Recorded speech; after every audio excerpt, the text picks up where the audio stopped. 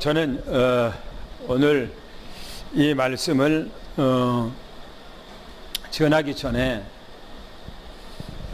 이 말씀을 생각하면서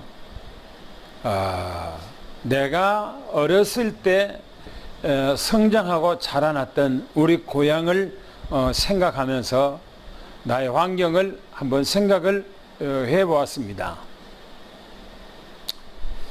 저희 마을에는 한 50가구가 살고 있는데 박씨들만 함양 박씨들만 이제 모여 사는 그런 촌락이었어요. 우리 마을에는 우리 집은 우리 마을에서 약간 가에 마을로 들어가자 보면 첫째 속하는 이게 가의 중심이 아니고 가의 변두리에 있는 그런 가정이었습니다. 저희 가정의 뒤로는 두 가정이 있었고 위쪽으로 이제 마을이 형성되어지는데 저는 이 말씀을 보면서 새삼 내 가정 어렸을 때의 우리 주변을 한번 생각을 해봤어요. 저는 어렸을 때 7살 때에 우리 아버님이 돌아가셨고 2년 있다가 우리 할머니가 돌아가셨고 조금 얼마 있다가 우리 큰아버지가 돌아가셨어요. 그래서 우리 마을의 아버지 형제는 3형제였는데 막내 작은아버지가 이제 큰 집과 우리 집을 간수하고 이렇게 했고요. 왜냐면 내가 7살 때 아버지가 돌아가셨으니까 우리 어머님이 그때 당시 나이가 36이에요.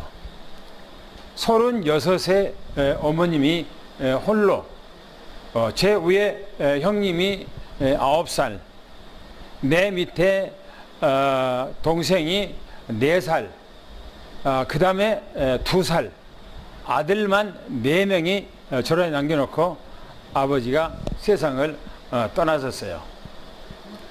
그리고 우리 집 뒤에는 주태덕이 아저씨 한 분이 가정을 이루고 생활했는데 그 양반은 매일처럼 술을 먹고 사는데 소주 대병 하나를 매일처럼 먹고 샀었어요.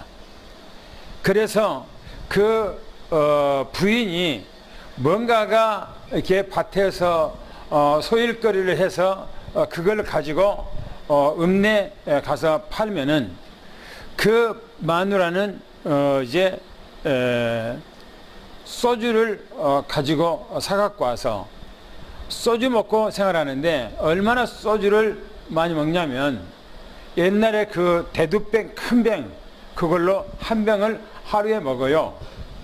근데 그게 밥도 말아먹기도 하고 맨날 그 아들이 불구자인데 큰아들이 불구자인데 불구자 아들하고 매일처럼 하루가 멀지 않고 싸워요. 뒤에서 우리 집 뒤에서 맨날 싸우는 소리가 났고요. 또 우리 집 바로 그 옆에 집에 바로 그 옆에 달려있는 옆에 집은 또 아주머니가 정신병자였어요. 완전히 지금으로 말하면 미친 사람이죠. 그러니까 날구지만 하면은 혼자 막 무슨 말을 하는지 막 떠들고 돌아다니고 막 동네 막 돌아다니면서요. 근데 누구 하나 그 사람을 말릴 수가 없었어요. 동네에서. 바로 그 집 마당 바로 뭡니까 대문 앞에는 우리 텃밭이 있었어요. 그러니까 어머님이 그 텃밭에 무서워서 못 갔어요. 왜? 그 사람이 언제 나올지 모르니까. 그분 뒤에 두 분들이 전부 다 우리 어머니보다 나이가 더 잡수신 형님들이었어요. 저는 우리 집 주변의 그런 환경을 보면서 제가 우리 마을 전체는 얘기를 안 했습니다마는 얼마나 영적으로 심각했는가. 저는 어렸을 때부터 그걸 보고 자라났어요. 그걸 보고. 왜 그런가 하면 여러분들이 제가 이런 얘기하면 목사님의 가정에 주변은 그랬나 보다는데 여러분들이 실제로 눈을 딱 뜨고 영적인 눈을 뜨고 여러분들의 주변을 보면 여러분 주변도 전부 다 똑같은 그런 상황에 처해 있어요. 그걸 못 보고 못 느끼고 생각지도 못하기 때문에 그런 거지요. 오늘 그 본문 들어가기 전에 서론에 보면은 왜 우리가 전도를 해야 합니까? 전도해야 할 이유가 뭐죠? 모든 인간은 동서고금을 막론하고 모든 인간은 창세기 3장 가운데 잡혀서 사단 마귀를 통해서 인간은 죄를 짓고 하나님을 떠나버린 저주 가운데 있었다는 거예요. 그래서 인간은 그때부터 사단 마귀의 노예가 됐죠. 에베소서 2장 2절에 보니까 그때 너희가 이 세상 풍속을 쫓고 그렇게 말하고 있어요. 그때 너희가 그 말은 하나님을 믿기 전에 예수 그리스도를 믿기 전에 이 세상 풍속이 뭡니까? 우상 문화예요. 귀신 문화, 하나님을 떠난 문화에서 살았다는 겁니다. 그 문화가 뭡니까? 뭐 하는 거죠? 우리나라를 생각해 봅시다.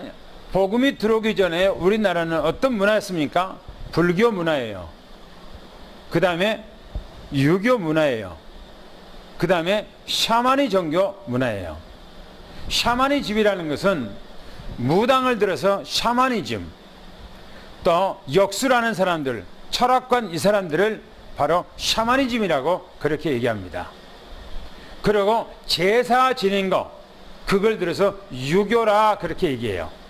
그리고 절에 들어서 불교라 그렇게 얘기합니다.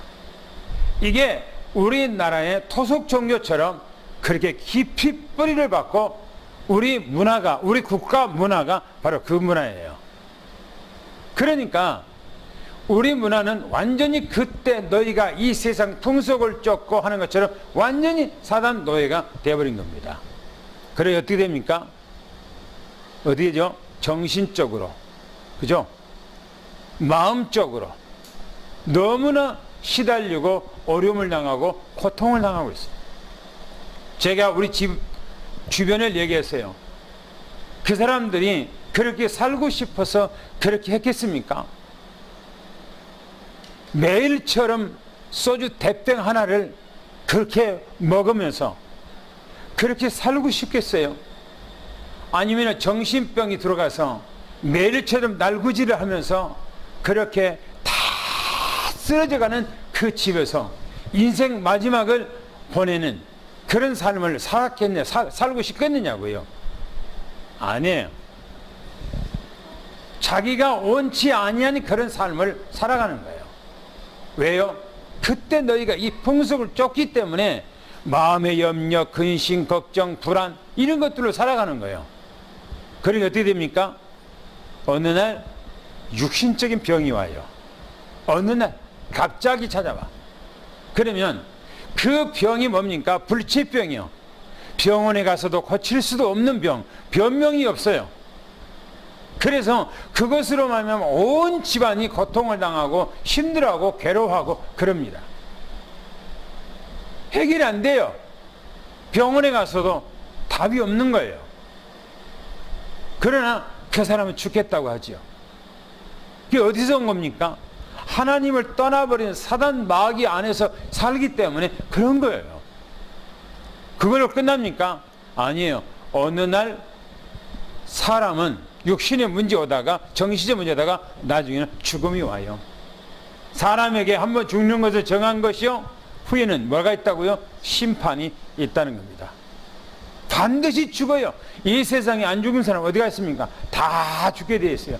그러나 이 세상에서 평안한 가운데 누리고 생활하다가 죽는 것이 아니고 5만 가지 고생을 하다가 죽는 거예요. 그러면 그 죽음으로 끝납니까? 아니에요.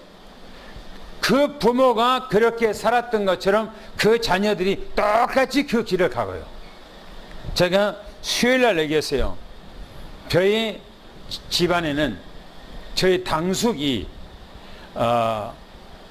당숙이면요, 아버지 사촌간들이에요. 우리 아버지 사촌간. 그런데 그 당숙이 한학을 조금 공부했어요. 항시 부적을 쓰고 막 그랬어요. 그리고 봄이 되면은 무슨 날이 그렇게 많은지 몰라요. 뱀날이라고 그러고 소날이라고 그러고 무슨 날이라고 그래서요. 그 날 되면은 뱀날이라고 그러면 뱀사자를 거꾸로 써요. 그래갖고 그것을 조그마한 요만 시각에 써서 그걸 집안 뺑 돌아다니면서 붙여요. 뱀이 글씨를 읽을 줄 알까요? 그 뱀사자를 거꾸로 붙인다니까. 그런데 그 당숙 집안은 비참하더라고요. 저보다 한참 형님이 되는 그 아들이 그 당시에 전라남도 전남대학교 나왔어요. 그러면 많이 배운 거예요. 그런데요, 그 형은 자기 아버지가 아프니까 빨리 안 죽는다고 생각을 해요. 호로자식이죠. 근데요, 그 동생, 막내 동생이 어디냐, 아버지가 했던 것처럼 절에서요, 연희 절에 가면은 울룩불룩 막 그림 같고 용그림 같은 뭐 그려냈죠. 절에서 그거 해요. 절에서 돈은 잘 번다고 그래요. 돈은, 소문에는 돈을 잘 번다고. 그러니까 집안이요, 엉망이 돼버려요. 엉망이. 우상을 섬기고 그런 일을 하면은 잘 된 것 같은데 절대 그렇지 않습니다. 그러면 이 문제를 그 사람들이 있으면은 어디로 갑니까? 해결하기 위해서 더 푸닥거리를 하고요, 부적도 붙이고요, 때로는 택일도 보고요, 이사 간 날도 보고요, 다 합니다. 답입니까? 아니야, 답이 없어요. 성경에서만 우리에게 이 답을 얘기해 줍니다. 성경에서만. 저희 마을에는 한 사람도 예수 믿는 사람이 없었는데 내가 처음으로 예수 그리스도를 믿게 됐어요. 그래서 우리 집안이, 우리 식구가 전부 다 주님 앞에 돌아오고, 마을에는 그 다음에는 한 사람 두 사람들이 주님 앞에 돌아오는 것이 많이 보여지더라고요. 그러면서 뭔가가 마을이 좀 변화가 되고 후대들이 변화되고 그렇더라고요. 오늘 성경에서 말합니다. 이 문제의 해답은요, 성경이 말합니다. 사도행전 1장 1절 말씀, 오직 그리스도예요. 할렐루야. 오직 그리스도 외에는 답이 없다는 것입니다. 천하 모든 인간들에게 그 문제는 만 가지가 있지만은 답은 딱 한 가지, 예수 그리스도입니다. 왜 예수 그리스도만 우리가 증거해야 됩니까? 바로 그것이 하나님께서 영세 전에 우리 인간에게 모든 문제의 해답이고 우리를 구원할 수 있는 그 길이 바로 예수 그리스도 때문입니다. 그래서 이 예수 그리스도를 증거하는 것이 하나님의 나라의 일이에요. 여러분들이 전도를 한다, 여러분들이 예수 믿는다, 하나님의 나라의 일 안에 들어가는 거예요. 하나님의 나라의 일하는 거예요. 또 여러분들이 다른 사람에게 전도한다, 하나님의 나라의 일을 하고 있는 겁니다. 할렐루야. 그것이 내 스스로 한 것이 아니에요. 사도행전 1장 8절 말씀에 오직 성령으로. 할렐루야. 그래서 오직 그리스도, 오직 하나님의 나라, 또 오직 성령으로 여러분들이 하나님의 나라의 일을 하시기를 위해서 축원합니다. 그래서 사도행전 1장 14절 보니까 이 일을 할 수 있도록 날마다 우리가 24시 기도해야 되고 25시 기도해야 되고 영혼 기도를 날마다 해서 이 사명을 감당하기를 예수 축원합니다. 그러면은 오늘 본문에 보면 사도행전 16장의 전체 내용이 뭐냐랍니다. 뭐냐면 선교가 이 선교가 이제는 이 아시아에서 유럽으로 옮겨가요. 아시아에서 유럽으로 선교가 옮겨갑니다. 왜 그랬을까 하는 거예요. 오늘 내용입니다. 오늘 내용은 루스드라의 제자를 만나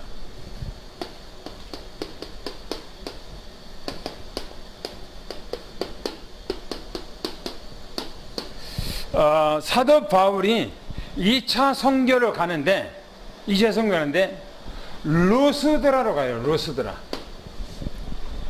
그 왜 루스드라로 가는가 하는 거예요. 뭐 때문에 루스드라로 가는가? 우리가 1절 2절 말씀을 한번 같이 읽어봅시다.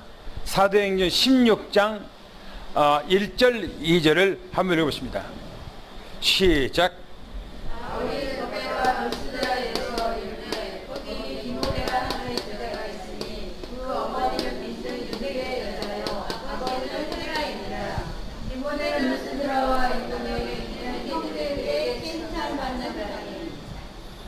거기 보면 사도 바울의 선교의 그 행선지, 목적지가 어디로 가고 있는가 하는 거예요. 성경에 보니까 루스드라, 이 루스드라로 갔다 그렇게 말합니다. 여기가 사도 바울의 1차 목적지예요. 이 목적지. 이 목적지예요. 왜 이 사도 바울이 루스드라로 갔는가 하는 거예요. 거기 보면 제자가 있어요. 그곳에요. 제자 디모데. 그곳에 제자 디모데가 있어요. 사도 바울은 관심이 어디가 있는가? 제자에게 있어요. 제자. 교회 안에는 제자가 중요합니다. 제자가 어느 정도 있느냐 따라서 달라지는 거예요. 연예 한국 교회는 많은 부흥사들이 있어서 많은 교회를 다니면서 막 심령의 부흥을 일으킵니다.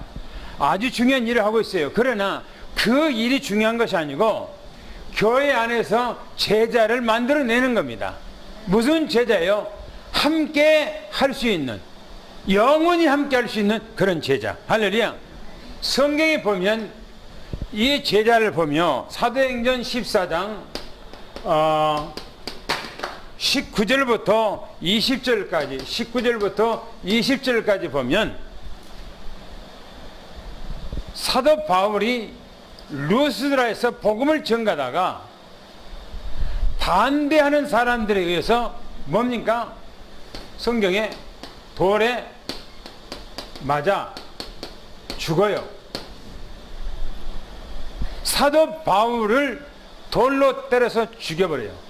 그리고 죽은 줄 알고 사도 바울을 질질질 끌어다가 성 밖에다가 던져버려요. 그런데 사도 바울이 한참 몇 시간 있다가 깨어서 일어나서 다시 자기에게 돌로 때렸던 이 루스드라 이 지역으로 다시 들어가요.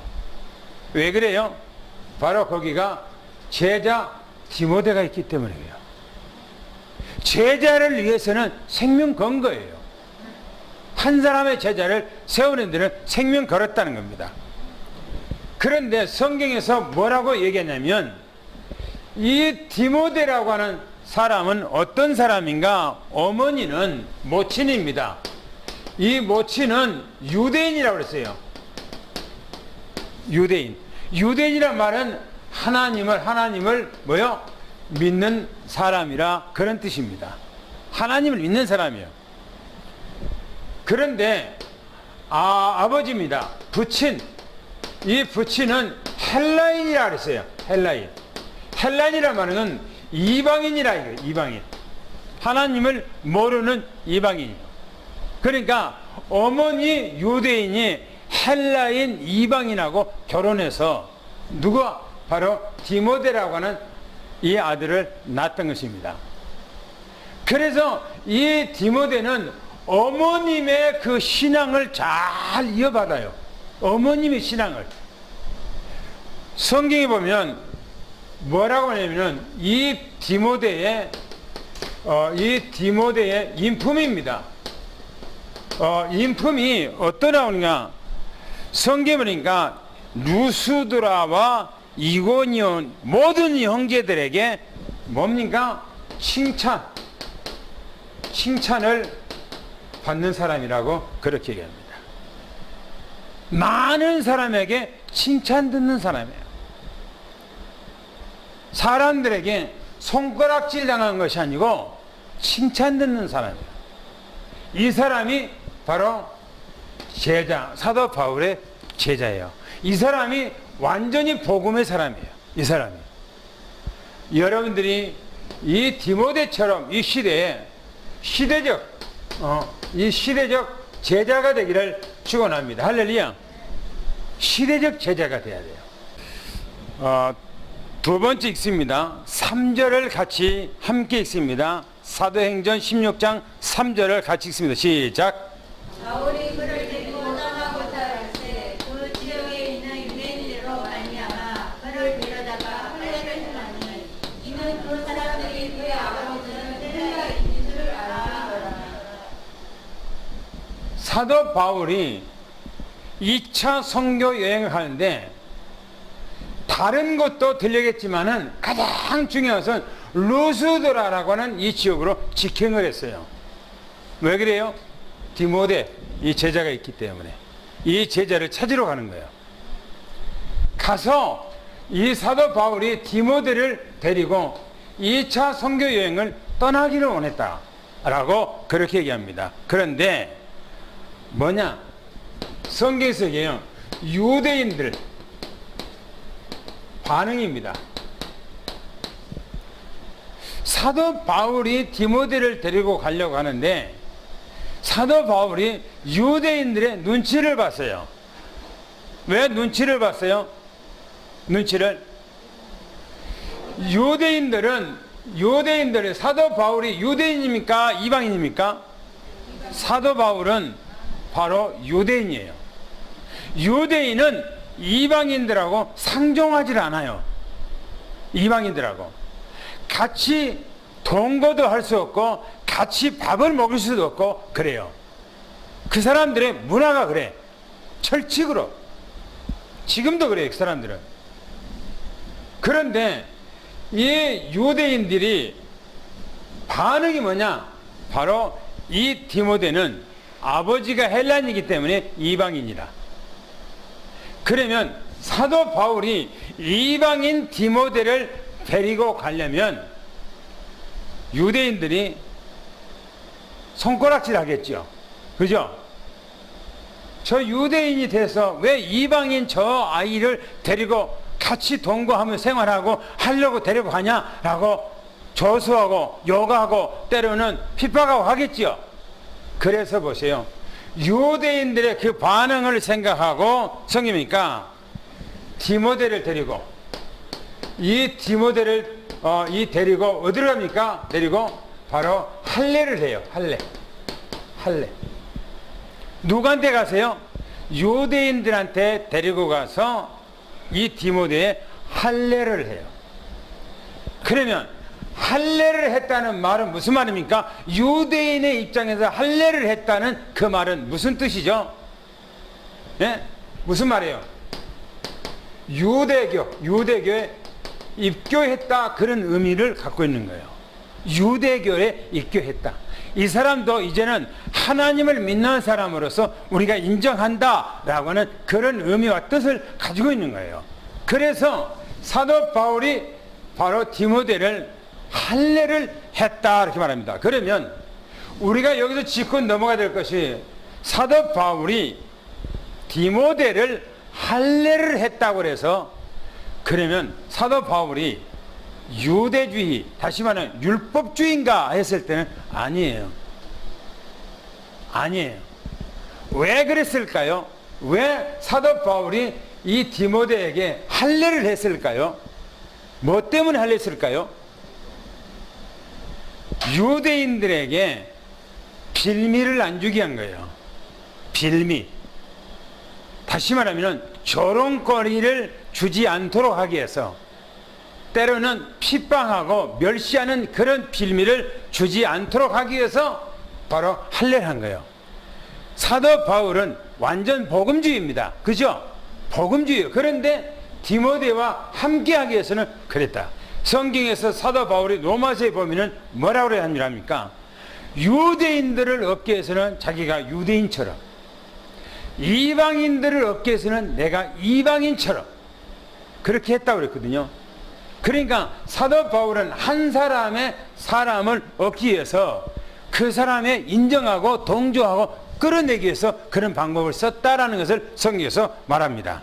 그런데 성경에서 뭐라 하면은 이는 그들이 그 아버지가, 다시 말하면은 이 디모데 부친이 누구라고요? 헬라인이라는 것을 다 알고 있어. 그 지역에 있는 모든 사람들이 이 디모데가 누스드라와 이고니온 전 지역에서 모든 사람에게 칭찬을 듣는 사람이기 때문에 소문이 나 있단 말이에요. 그리고 이 디모데의 아버지가 헬라인이라는 것을 알고 있기 때문에 바로 할례를 했다라고 말합니다. 그렇다고 해서 유대인이 되라고 하는 것이 아니에요. 복음이에요, 복음. 할렐루야. 그 다음에 4절 5절을 한번 읽어보겠습니다. 4절 5절 시작. 여러 성으로 다녀갈 때 예루살렘에 있는 사도와 장로들이 작정한 규례를 그들에게 주어 지키게 하니 이에 여러 교회가 믿음이 더 굳건해지고 수가 날마다 늘어가니라. 사도 바울이 지금 누구하고 같이 갑니까? 바울과 누굽니까? 실라와 또 누구입니까? 디모데. 이 세 사람이 한 팀이 된 거예요. 한 팀. 누구하고요? 바울, 실라, 디모데.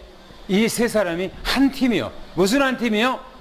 선교의 한 팀, 전도의 한 팀이에요. 한 팀. 그래서 세 사람이 가는데 여러 성으로 다녔다라고 말합니다. 그런데 여기서 중요한 것은 사도 바울이 다닐 때마다 꼭 가지고 다닌 것이 있었다 그랬어요. 뭐랍니까? 초대교회의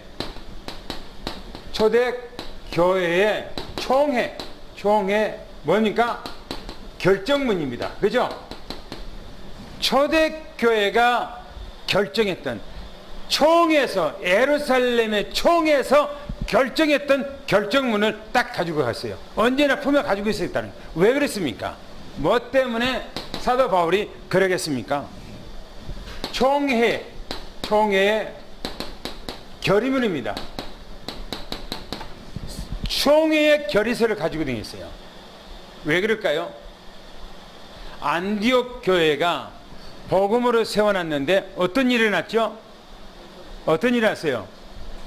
율법주의자들이 와서 예수 그리스도는 죄인으로 죽은 것이지 바로 우리 구원자가 아니라고 율법으로 막 얘기해버린단 말이에요.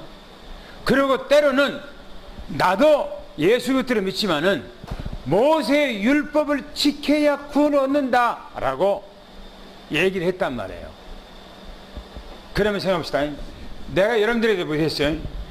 우리 한국교회도 거의 다 목사님들이 예수 그리스도를 믿고 구원받았다는 확신은 누구든지 다 가져요. 목사님들이.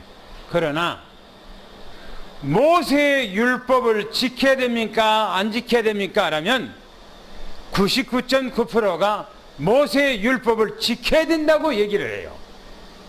반드시. 성경에는 그렇게 얘기하지 않다고 그랬어요. 예루살렘의 사도들이 모였던 총회에서 결정하고 가결하고 만장일치로 결정하기를 뭐랍니까? 뭐라고 그랬어요? 모세의 율법을 가르치지 마라 그랬어요. 어디서요? 교회 안에서. 사도 바울이 가는 데마다 복음을 전거해서 교회가 세워놨는데 유대인들 율법주의자들이 와서 그를 흐트러 버린단 말이에요. 그러니까 사도 바울이 그 결정문을 가지고 그들에게 읽어주는 거예요. 적어주는 거예요. 그들에게 필독하게 하는 거예요. 그러면서 그들이 믿음에 흔들리지 않고 굳게 서게 만든 거예요. 할렐루야. 오직 복음입니다. 할렐루야. 그래 보세요. 사도와 장로들의 결정한 결정, 귀례라고 그랬어요. 귀례. 귀례.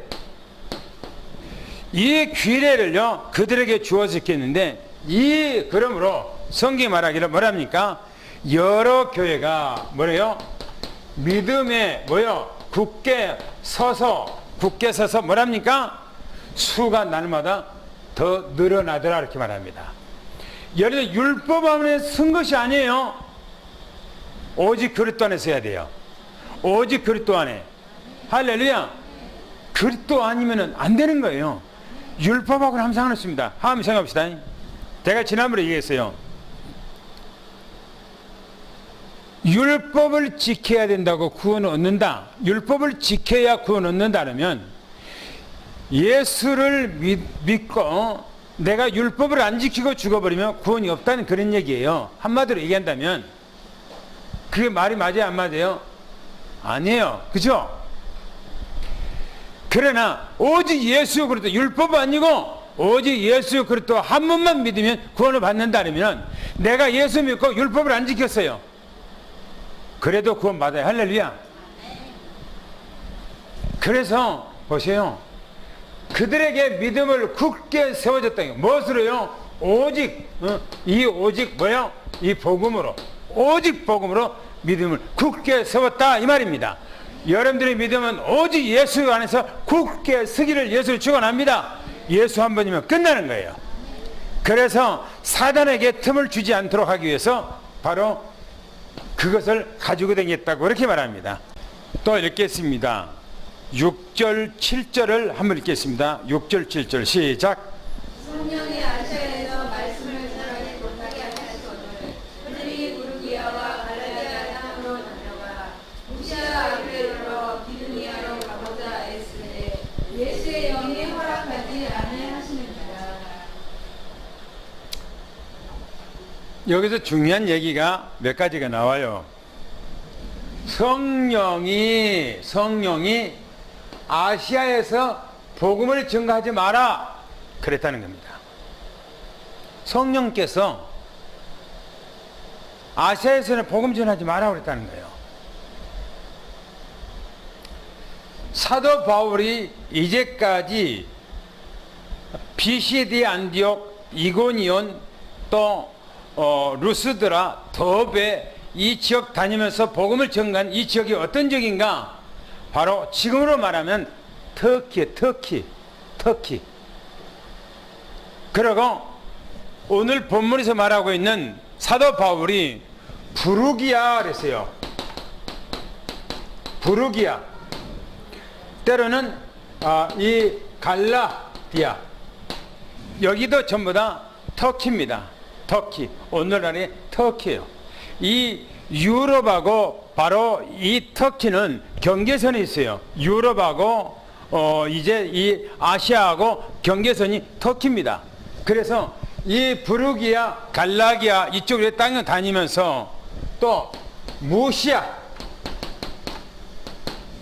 이 무시아도 바로 비두니아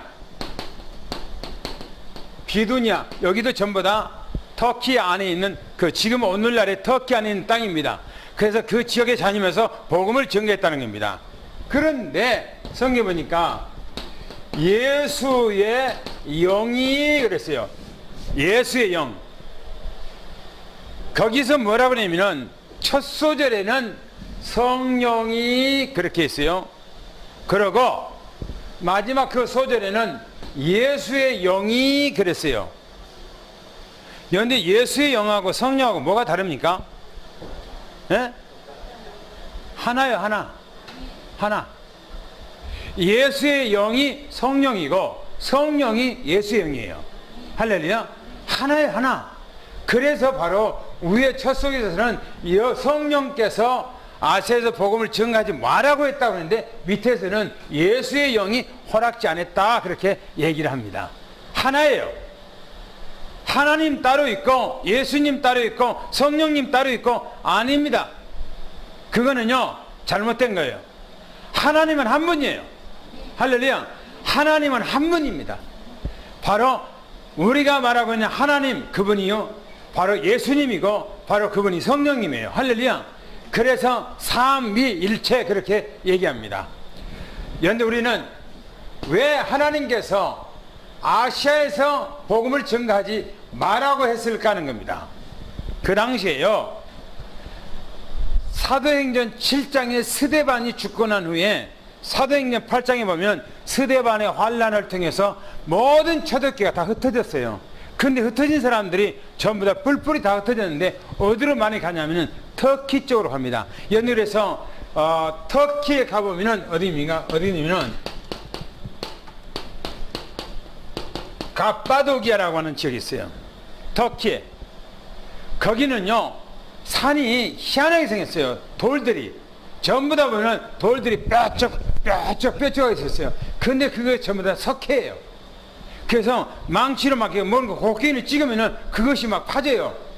파져갖고 기독교인들이 전부 다 산에, 이 가빠도기라는 산에 가갖고 그 산에다가 나무 뭔가 돌에 전부 다 찍어서 거기다가 집을 만들고 비둘기 집처럼 만들고 그 안에서 생활했어요. 많은 기독교인들이. 그래서 특히 그쪽 지원 전체기로 기독교인들이 많았기 때문에 뭔가 성령께서는 구태여 거기 가지 마라. 왜? 다른 기독교인들이 많이 있기 때문에 가지 말라는 겁니다. 그리고 사도 바울에게는 유럽으로 옮기게 만들어요. 유럽으로. 그 다음에 8절부터 10절까지 읽어보겠습니다. 시작. 무시하지나 누아를 내려가는데 밤에 환상이 바울에게 보이니 마게도냐 사람 하나가 서서 그에게 청하여 이르되 마게도냐로 건너와서 우리를 도우라 하거늘 바울이 그 환상을 보았을 때 우리가 곧 마게도냐로 떠나기를 힘쓰니 이는 하나님이 저 사람들에게 복음을 전하라고 우리를 부르신 줄로 인정하리라. 예, 거기 보세요. 밤에 성령께서 예수의 영이 아시아에 복음 전하지 마라 라고 했는데 밤에 사도 바울이 뭘 봤냐면 환상을 봤대요. 환상을. 새로운 환상을 봤어요. 보세요. 뭐라겠는가? 무시아에서 드로아로 지금 내려갔는데 밤에 환상을 봤다고 그랬어요. 사도 바울이. 그 환상을 보면 새로운 것을 본 거예요. 환상이에요. 자기가 이렇게 밤에 기도하는 중에 있었겠지요. 그러니까 환상이 보여지는 거예요. 근데 그 환상이 뭐냐? 어떤 사람이 사도 바울에게 딱 나타나면서 손치다는 거예요. 손치다는 거예요. 자기에게. 그러면서 말하면 건너와서 우리를 도우라는 겁니다. 우리를 도와주라. 건너와서. 그러면서 그때에 뭡니까? 바울이 환상을 보고 마게도냐. 이 마게도냐는 뭐냐? 바로 유럽입니다. 이 마게도냐 유럽으로 건너가기를 힘썼다라고 말합니다. 그러면서 이는 하나님이 저 사람입니다. 저 사람에게 복음을 증거하라고 하는 하나님의 계획이구나. 하나님께서 저 사람을 통해서 새롭게 유럽에 가서 복음을 전가하구나 하고 뭐라 그러니까 인정했다 그랬어요. 인정했다니까 사도 바울이. 그래서 사도 바울이 아시아에서 유럽으로 완전히 옮겨가는데 사도 바울은 뭐냐면은 완벽하게 성령의 인도를 받은 사람이에요. 성령 인도 받은 사람. 자기의 의지나 자기 계획이나 자기 뜻이 아니라 온전히 성령의 예수의 영에 의지하고 따라간 사람입니다. 여러분들의 삶 속에서 우리는 어떻게 살아야하는가? 말씀이에요. 할렐루야. 말씀대로 살아야 돼요. 말씀대로. 저는 아침에 서재에서 성경 시편을 써서 읽으니까 하나님을 경외하고 그 길을 따라가는 사람은 형통하다 그랬어요. 모든 게 형통하다는 겁니다. 우리는 온전히 하나님의 말씀만 따라가는 그 삶이 되기를 축원합니다. 그 삶이 성령 충만한 삶이요, 그 삶이 우리에게 놀라운 능력의 역사가 임하는 그런 삶이라는 것을 우리에게 축원합니다. 하나님, 사도 바울이 아시아에서 복음을 전개하기 위해서 가는 곳마다 모든 사람들은 하나같이 우상에 빠져 있었고, 또 사도 바울이 유럽에 가서 복음을 전가하는데도 가는 곳마다 모든 사람들이 다 우상에 빠졌던 것을 봅니다. 제가 어렸을 때에 복음을 받지 못했을 때에 우리 마을 또 모든 그 문화가 우상 숭배하고 오히려 제사 지내고 또 귀신을 섬기는 이런 삶으로 말미암아 모든 사람들이 비참하고 어려움에 처했던 것처럼, 그러나 예수 그리스도에게 우리에게는 답을 주시고 그 안에서 모든 문제가 해결할 수 있는 희망을 주신 것을 감사합나이다. 이제는 예수 그리스도 안에서 우리는 한 분으로 만족하고 오직 예수 그리스도만 바라보는 그런 삶이 되게 도와 주시옵소서. 가정에서 예수 그리스도로 충만하게 하시고, 직장에서도 예수 그리스도로 충만하게 하시고, 산업에서도 예수 그리스도 한 분으로 충만하도록 역사해 주시옵소서.